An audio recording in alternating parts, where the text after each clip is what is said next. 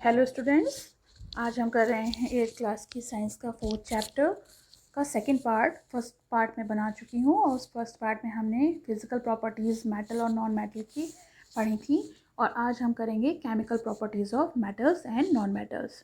So let's start. Topic है हमारा chemical properties of metal and non metal.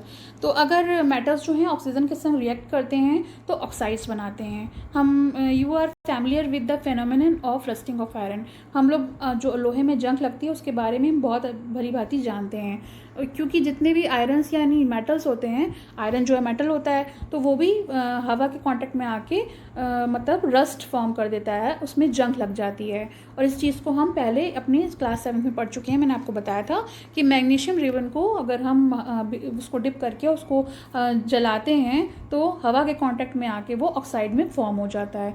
तो ये फॉर्मेशन जो है उसको इस तरह की और रिएक्शन दी हुई हैं। देखिए सेकंड वन है और थर्ड वन, या मैं आपको बता रही हूँ।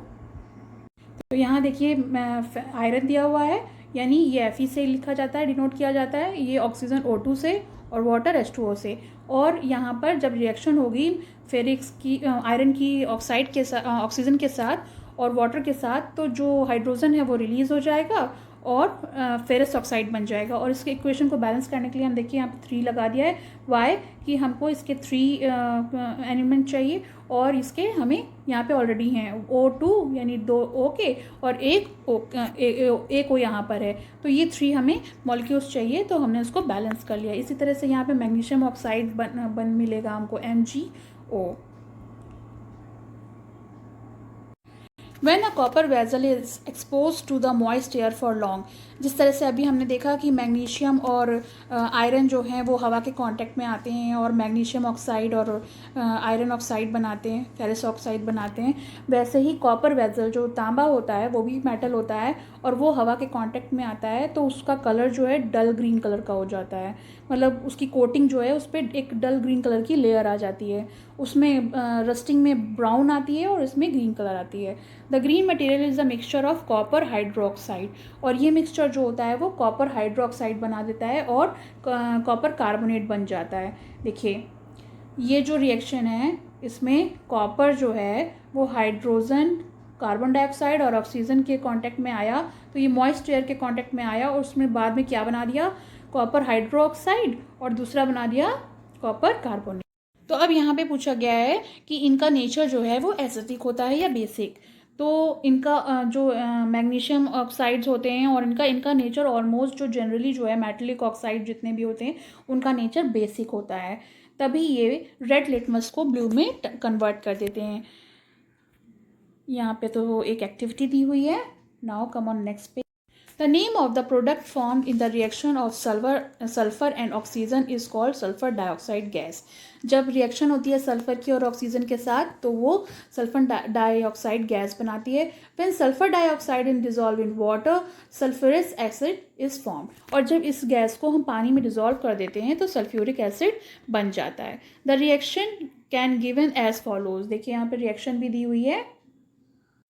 सल्फर डाइऑक्साइड यानी डाइऑक्साइड मतलब O2 के 2 एटम और सल्फर का 1 एटम, तो ये दोनों मिलकर वाटर के संग यानी H2O के साथ जब रिएक्ट करते हैं तो H2SO4 बनता है। H2SO4 में H2 वाटर से H2 लिया और SO तो यहाँ पे ऑलरेडी SO2 था, एक O यहाँ से मिला, SO3 बन गया। तो हमारा ये जो ये कॉम्बिनेशन बना वो सल्फ्यूरिक एसिड बन गया। So SO2 is equal to H2O is equal to H2SO3, यानी सल्फ्यूरिक डाइऑक्साइड जो है वो वाटर के संग रिएक्शन करके सल्फ्यूरिक एसिड बनाता है। The sulphurous asset turn blue litmus paper red, और सल्फ्यूरस एसिड जो है वो ब्लू लिटमस पेपर को लाल में यानी रेड कलर में कन्वर्ट कर देता है। Generally oxide of non metals are acidic in nature, और ऑक्साइड्स जो होते हैं नॉन मेटल्स के, जैसे कि मेटल्स के जो होते हैं वो बेसिक होते हैं नेचर में, और जो इनके ऑक्साइड होते हैं नॉन मेटल्स के वो एसिडिक होते हैं नेचर में। ये डिफरेंस होता है, ये चीज़ को याद रखिए जब डिफ्रेंशिएट पूछा जाता है कि difference between the metals and non metals, that you can write oxides of metals are basic in nature and oxide of non metals are acidic in nature. Recall the name of some of the laboratory acid base you have read in class 7। आपने class 7 में कुछ acid और basis के बारे में पढ़ा होगा, उसके नेम हैं वो 4.4, उसमें आप उसको देख सकते हो। और उसमें से आइडेंटिफाई करिए मेटल्स और non metals present in them which form oxide with oxygen. और उसमें से कौन से हैं ऐसे जो आपके ऑक्साइड्स बनाएंगे। जैसे देखिए पहला दिया हुआ है, नेम ऑफ बेसिस दिया है कैल्शियम हाइड्रोक्साइड, और कैल्शियम मेटल है उसमें, और उसमें सल्फ्यूरिक एसिड जो है उसमें सल्फर है मेटल। तो यहाँ पे ये बेस दिए हुए हैं, ये मेटल्स हैं, और ये एसिड दिए हुए हैं, ये नॉन मेटल्स हैं। मैंने अभी आपको बताया जो मेटल्स होते हैं वो नेचर में बेसिक होते हैं, और जो नॉन मेटल्स होते हैं वो नेचर में एसिडिक होते हैं। नेक्स्ट है हमारा reaction with water. Let us see how metals and non metals react with water. तो हम यहाँ पे देखेंगे कि मेटल्स और नॉन मेटल्स जो हैं वो वाटर के संग कैसे रिएक्ट करते हैं। तो ये देखिए येलो बॉक्स है, sodium metal is very reactive. Sodium जो है वो मेटल होता है और बहुत ज़्यादा रिएक्टिव होता है। It react vigorously with oxygen and water. ये जो है ऑक्सीजन और पानी के संग बहुत जल्दी रिएक्ट करता है। A lot of heat is generated in the reaction. और जब ये रिएक्शन करता है तो बहुत ज़्यादा मात्रा में हीट रिएक्ट करती है, मतलब जलने लगता है। It is therefore stored in kerosene. इसलिए इसको हवा में या पानी में नहीं स्टोर करते हैं, सिर्फ कैरोसिन में स्टोर करते हैं। तो हम वाटर्स के साथ रिएक्शन पढ़ रहे हैं। You observe that sodium reacts vigorously with water. आपने देखा है, आपने भी बताया मैंने कि सोडियम जो है वो पानी के संग बहुत तेज़ी से रिएक्ट करता है। Some other metals do not so far. लेकिन बाकी मेटल्स ऐसा नहीं करते हैं। ऐसा ज़रूरी नहीं कि सारे मेटल्स जो हैं वो पानी के संग बहुत ज़्यादा तेज़ी से रिएक्ट करें। आयरन भी मेटल है, iron react with water slowly. ये बहुत धीमे धीमे रिएक्ट करता है। Generally non metals do not react with water though they may be very reactive in air. Generally जो देखा है वो मेटल्स और नॉन मेटल्स जो हैं वो पानी के संग ज़्यादा रिएक्ट नहीं करते हैं, बस हवा में लेकिन बहुत तेज़ी से रिएक्ट करते हैं। Such non metals are stored in water. उस तरह के नॉन मेटल्स जो हैं जो हवा में रिएक्ट करते हैं उनको हम पानी में स्टोर करके रखते हैं। For example phosphorus is very reactive non metal. Phosphorus जो है वो बहुत ज़्यादा रिएक्टिव नॉन मेटल होता है, और ये हवा में अगर एक्सपोज रखा जाए तो आग पकड़ लेता है। To prevent the contact of phosphorus with atmospheric oxygen it is stored in water. और फॉस्फोरस जो है वो एटमॉस्फेरिक ऑक्सीजन से रिएक्ट बहुत जल्दी करता है, इस वजह से that's why it is stored in water. इसे पानी में स्टोर करके रखा जाता है। अब हम पढ़ेंगे reaction with acid. Let us see how metals and non metals behave in acid. हमने अभी पहले पढ़ा कि हवा में कैसे रिएक्ट करता है, देन पढ़ा कि जो रिएक्शन है वो पानी के साथ किस तरीके के होते हैं, मेटल्स और नॉन मेटल्स के। अब हम पढ़ेंगे कि जो नॉन मेटल्स और मेटल्स हैं उनका रिएक्शन एसिड के साथ क्या होता है। You must have found that non-metals generally do not react with acids, and metals react with acids and produce hydrogen gas that burns with a pop sound. तो generally हमको ये पता लग गया कि जो नॉन मेटल्स हैं वो या ना तो एसिड के साथ रिएक्ट करते हैं ना ही वाटर के साथ रिएक्ट करते हैं, लेकिन जो मेटल्स हैं वो एसिड के साथ रिएक्ट करते हैं और हाइड्रोजन गैस प्रोड्यूस होती है, और वो जलने के बाद एक पॉपअप साउंड देते हैं, मतलब एक साउंड प्रोड्यूस करते हैं। You must have noticed that copper does not react with dilute hydrochloric acid even on heating, but it react with sulfuric acid.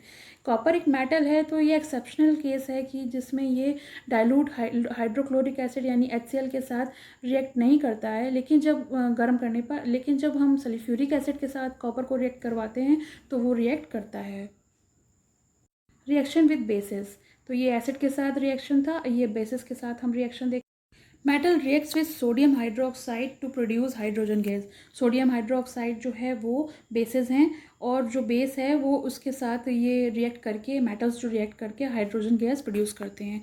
और नॉन मेटल्स के साथ जो बेस हैं वो रिएक्ट करते हैं, वो लेकिन वो उनकी जो वो उनके जो रिएक्शन है वो बहुत कॉम्प्लेक्स होते हैं। अब आइए हम आते हैं डिस्प्लेसमेंट रिएक्शन पे। डिस्प्लेसमेंट रिएक्शन में क्या होता है, जब कोई एक कमज़ोर एलिमेंट होता है उसको कोई स्ट्रॉन्ग एलिमेंट जो है वो रिप्लेस कर लेता है, यानी उसकी जगह बदल देता है, तो उसे हम डिस्प्लेसमेंट रिएक्शन कहते हैं। Recall the activity of reaction between copper sulphate and iron that you performed in class 7th। Let us observe some more reaction of that kind. तो हम लोगों ने 7th क्लास में एक रिएक्शन करी थी कॉपर सल्फेट और आयरन की, तो उसको हम रिकॉल कर सकते हैं और आगे भी हम देखते हैं चैप्टर में। तो देखिए यहाँ पे एक रिएक्शन दी हुई है। The reaction can be represented as follows. In beaker A zinc replace copper from copper sulphate, यानी कॉपर सल्फेट को रिप्लेस कर दिया। That's why blue colour of copper sulphate disappear and powdery red mass of copper is deposit at the bottom of the beaker. तो देखिए ये copper sulphate का solution है जो ब्लू कलर का है, और इसका रिएक्शन जब जिंक के साथ हुआ तो जिंक बहुत स्ट्रॉन्ग होता है, तो जिंक ने कॉपर को रिप्लेस कर लिया और क्या बना दिया, जिंक सल्फेट, और कॉपर बेचारा अकेला रह गया। तो इसमें क्या हुआ कि जो जिंक है वो पावरफुल है, मतलब ज़्यादा रिएक्टिव है कॉपर के कंपैरिजन में, इसलिए उसने उसको रिप्लेस कर दिया। इसे हम रिप्लेसमेंट रिएक्शन कहते हैं। अब क्या हुआ कि जो कॉपर सल्फेट है वो पहले ब्लू था, लेकिन उसको जब जिंक से रिएक्ट करवाया गया तो कलरलेस जिंक सल्फेट का एक सॉल्यूशन बन गया, और जो कॉपर है वो रेड कलर का हो गया। क्यों? क्योंकि जो जिंक है वो रेड कलर का होता है, थोड़ा सा रेडिश होता है, और कॉपर सल्फेट जो है वो ब्लू कलर का होता है। तो इस तरह की रिएक्शन में जो है वो जो कमज़ोर एलिमेंट होता है वो स्ट्रॉन्ग एलिमेंट से रिप्लेस हो जाता है, यानी जो कमज़ोर होता है उसको हटा दिया जाता है, और जो स्ट्रॉन्ग रिएक्टिव होता है वो उस एलिमेंट वो अपना है जो स्पेस ले लेता है। Uses of metals and non-metals. You should be able to guess why metals are used in making machinery, automobiles, aeroplanes, trains, satellites, industrial gadgets, cooking utensils, water boilers, etc. You also familiar with the uses of some non-metals. तो हमने अब इस chapter में जाना कि physical और chemical properties के चलते कहाँ पर हमें मेटल्स का इस्तेमाल करना चाहिए और कहाँ पर नॉन मेटल्स का इस्तेमाल करना चाहिए। Here are some interesting one, कुछ और भी यूजेस हैं मेटल्स के जिन्हें हमें जानना चाहिए। Non metals is essential for our life which all living inhale during breathing. तो ये हमारी ब्रीदिंग प्रोसेस के लिए बहुत इंपॉर्टेंट होते हैं, क्योंकि नॉन मेटल में जैसे गैसेस होती हैं ऑक्सीजन, कार्बन डाइऑक्साइड और नाइट्रोजन, तो इसमें हम लोग ऑक्सीजन लेते हैं ना, सांस लेते हैं।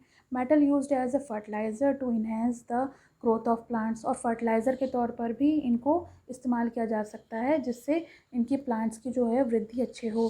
तो नाइट्रोजन, फॉस्फोरस, ये सब फर्टिलाइज़र के तौर पर मिट्टी में मिक्स किए जाते हैं, मिट्टी में मिलाए जाते हैं as a fertiliser.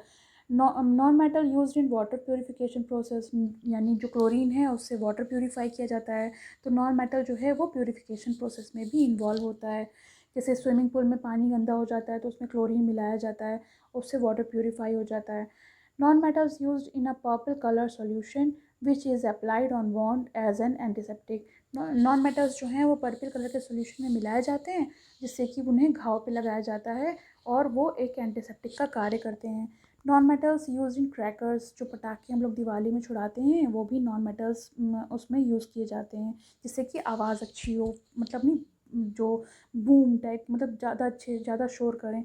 You may add some more users metal और non metals from your experiences. आप इसमें कुछ और भी अपने खुद के एक्सपीरियंस के तौर पर नॉन मेटल्स को इस्तेमाल को बता सकते हैं। तो ये चैप्टर हमारा फिनिश हो गया, और आपको कैसा लगा कमेंट सेक्शन में मेंशन करिए, और अगर ना समझ में आए या कुछ ऐसी चीज़ हो वो भी मेंशन करिए जिससे मुझे पता लग सके और मैं अपने आने वाले वीडियोस को और इम्प्रूव कर सकूं। And please subscribe my channel and like. Thank you.